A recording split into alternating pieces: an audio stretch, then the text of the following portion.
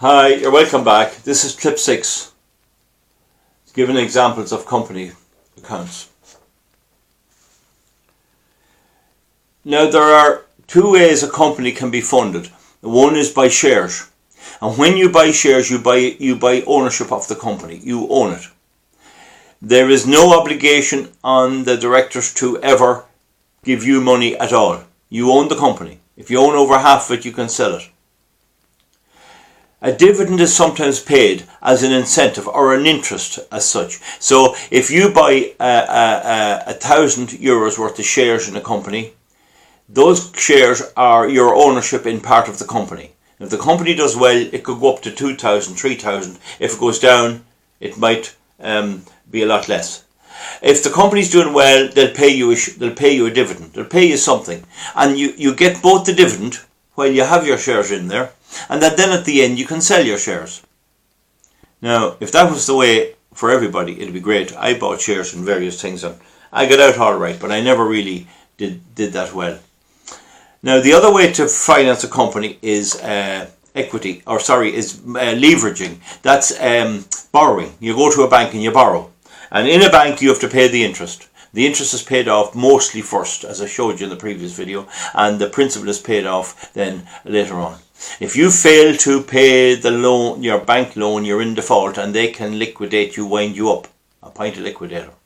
So there's a big difference. With shares, you don't have to worry about paying them back. With a loan, you have to pay it. But the problem with shares is that if you want to build something like a wind farm or a factory, where people may not give you the money when you want it. And there's a concept known as promising shares. They promise you shares, but you have to call them up. You have to send out to them and say, right, send me a check for whatever amount. And if you don't get that check back and your builders or your suppliers are waiting, you can't pay. So for something like a wind farm, or indeed many things, the loan is the way to go. If you can get shares, it's easier.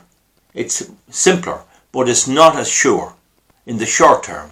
So you have the borrowing is great in the short term because you can usually pay back or borrow a little extra, pay back your loan. The equity is great in the long term because you don't have to worry about paying back your shareholders. So it's buyer beware. You've got to be very careful buying shares. Now here I'm going to give you an example of 3 healthy companies, and I want to emphasize, I name these companies because I know them.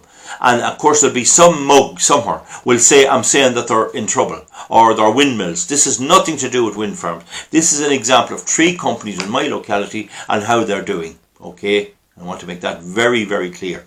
They're an example of a healthy company, and one of them is Corby Rock Mills in Monaghan, and that company has accrued profits carried over year in year out of €22 million. It's carrying the profits from each year of €22 million. The next one then is Kingspan.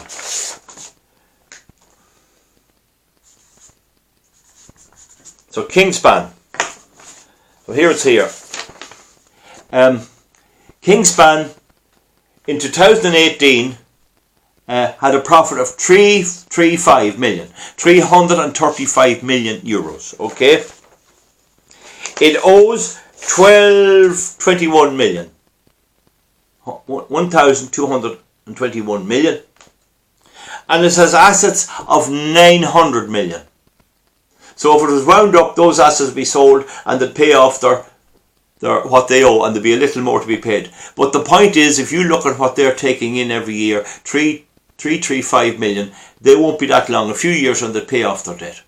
Debt like that is normal. There's nothing wrong with a bit of debt, so long as the income, that's the income less the expenses, the profit is enough to pay off that loan over a reasonable time. And it's no different to your own life when you borrow for a car or something. You don't have to pay it all back the first year. Another company I took here as an example is Glanbia because of the farming connection. And Glanbia is a big food producer, usually dealing in dairy products and all that sort of stuff. They have a base over there in Virginia and Cavan, and they have other bases as well. Now, so their profit in the year is €234 million. They owe €900 million. And they have assets of €453 million. So there again you can see that their profits are adequate to pay off their debt. There's no big deal there. They're grand. You'll be safe lending to them. Particularly they're in a good industry.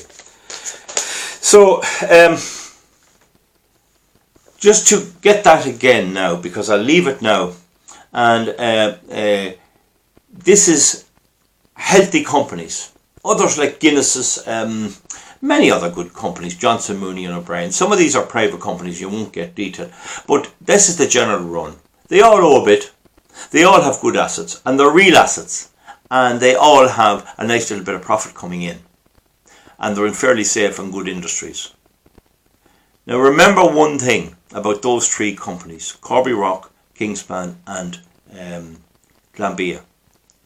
If you left projected on 20 years from now or 25 years from now, those assets are land, buildings, machinery. Some of that will be getting old and it'll be upgraded, of course, vehicles and all that. So they have real assets that last, except for maybe some cars and vans and lorries and stuff. They last.